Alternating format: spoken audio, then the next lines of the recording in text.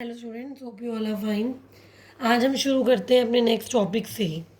हमारा आज का टॉपिक है सुप्रीम पोजीशन प्रिंसिपल। क्या होता है superposition principle? When two light waves और टू और more light waves travelling through a medium superimpose on each other. कहता है जब दो या दो से ज़्यादा लाइट वेव जब किसी मीडियम में से चल रही हैं और वो एक दूसरे के ऊपर सुपर इम्पोज हो जाती हैं तो एक नए वेव की फॉर्मेशन होती है। A new wave is formed and resultant displacement is the vector sum of individual displacement.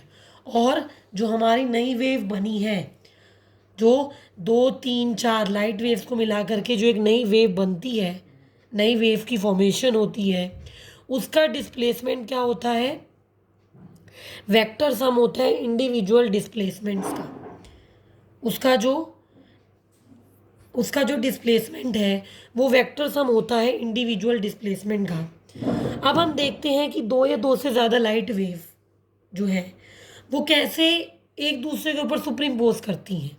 देखो, किसी भी लाइट वेव के डिस्प्लेसमेंट को, किसी भी लाइट वेव के डिस्प्लेसमेंट वेक्टर को या डिस्प्लेसमेंट वाई को टाइम टी के साथ इस तरीके से साइनोसॉइडल वेव की फॉर्म में दिखाया जाता है। किसी भी लाइट वेव के डिस्प्लेसमेंट को टाइम के साथ साइनोसॉइडल वेव की फॉर्म में शो किया जाता है।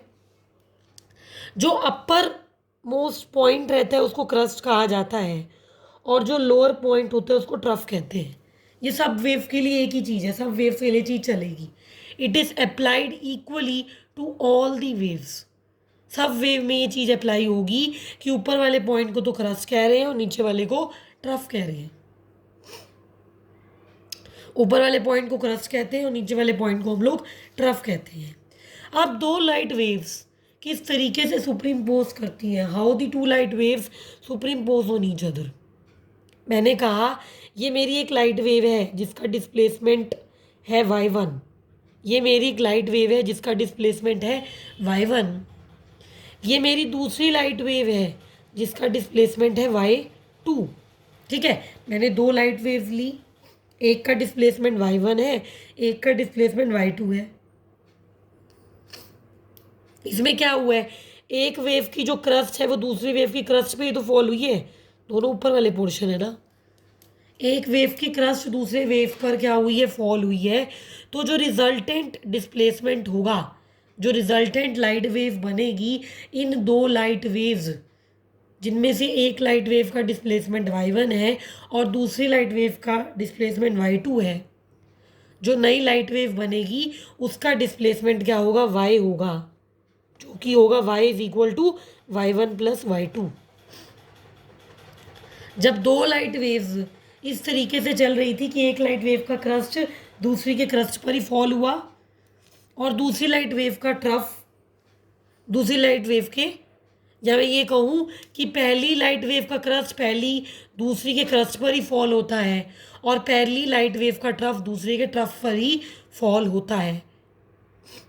तो इस सिचुएशन में जो रिजल्टेंट डिस्प्लेसमेंट दिया जाता है, जो रिजल्टेंट वेव का डिस्प्लेसमेंट दिया जाता है वो दिया जाता है y is equal to y1 plus y2 से। उनकी इंडिविजुअल डिस्प्लेसमेंट्स को ऐड करके दिया जाता है। उनकी इंडिविजुअल डिस्प्लेसमेंट्स को हम लोग डायरेक्ट ऐड कर देते हैं तो हमारे पास जो वैल्यू है वो आ जाती है। ठीक है, अब नेक्स्ट केस में कैसे आएगा, नेक्स्ट केस में कैसे आएगा?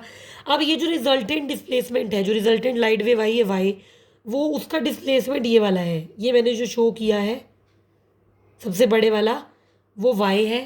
वो किसका है, रिजल्टेंट वेव का है। नेक्स्ट है जब दो लाइट वेव्स एक दूसरे पर ऐसे सुपरइम्पोज हुई कि एक लाइट वेव की क्रस्ट दूसरी लाइट वेव की ट्रफ पर गिरी, तो जो रिजल्टेंट लाइट वेव निकल करके आएगी सुपरइम्पोजिशन की वजह से, उसका डिस्प्लेसमेंट कैसे दिया जाएगा, उसकी वैल्यू कैसे निकल करके आती है ये देखते हैं। ये मेरी एक लाइट वेव है, ये बड़े वाली y1। ये जो मेरी पहली लाइट वेव है ये y1 क्या है, उस पहली लाइट वेव का डिस्प्लेसमेंट है। ये वाली मेरी दूसरी लाइट वेव है जिसको मैंने डॉटेड लाइन से यहाँ शो किया है। I have shown the second light wave by using the dotted line. ये मेरी सेकेंड लाइट वेव है जिसका डिस्प्लेसमेंट क्या है, y2 है। तो जो फाइनल लाइट वेव मेरी आएगी, जो मेरी फाइनल लाइट वेव आएगी वो कौन सी होगी, ये वाली जो लाइट वेव है, ये वाली, ये मेरी फाइनल लाइट वेव है। इस फाइनल लाइट वेव का डिस्प्लेसमेंट क्या है, y, जिसकी वैल्यू क्या है, y is equal to y1 minus y2। यहाँ पर y क्या है, y1 माइनस y2 है। तो कहने का मतलब क्या है कि जब क्रस्ट पर फॉल करता है तो जो रिजल्टेंट डिस्प्लेसमेंट होती है वो सम से दी जाती है, और जब क्रस्ट ट्रफ पर फॉल करता है या किसी वेव का ट्रफ क्रस्ट पर फॉल करता है तो रिजल्टेंट जो डिस्प्लेसमेंट है वो डिफरेंस से दी जाती है, वो डिफरेंस से दी जाती है। ठीक है, आगे है इंटरफेरेंस ऑफ लाइट। लाइट का इंटरफेरेंस क्या होता है भाई, लाइट का इंटरफेरेंस क्या होता है, the redistribution of light in a medium due to superposition of light waves from two coherent sources. कहते हैं लाइट का डिस्ट्रीब्यूट होना किसी मीडियम में, या मैं यूं कहूँ लाइट का फिर से डिस्ट्रीब्यूट होना, रीडिस्ट्रीब्यूट होना, लाइट का रीडिस्ट्रीब्यूशन होना किसकी वजह से, दो लाइट वेव की सुप्रीम पोजीशन की वजह से। और वो लाइट वेव कैसे आई, वो लाइट वेव दो कोहेरेंट सोर्सेज ने प्रोड्यूस की। अब कोहेरेंट सोर्सेज क्या होता है भाई, इससे पहले वाली वीडियो देखो, याद आ जाएगा। इससे पहले वाली वीडियो में मैंने कोहेरेंट जो सोर्सेज होते हैं उनके बारे में बात की थी, वो देखोगे याद आ जाएगा क्या होते हैं कोहेरेंट सोर्सेज।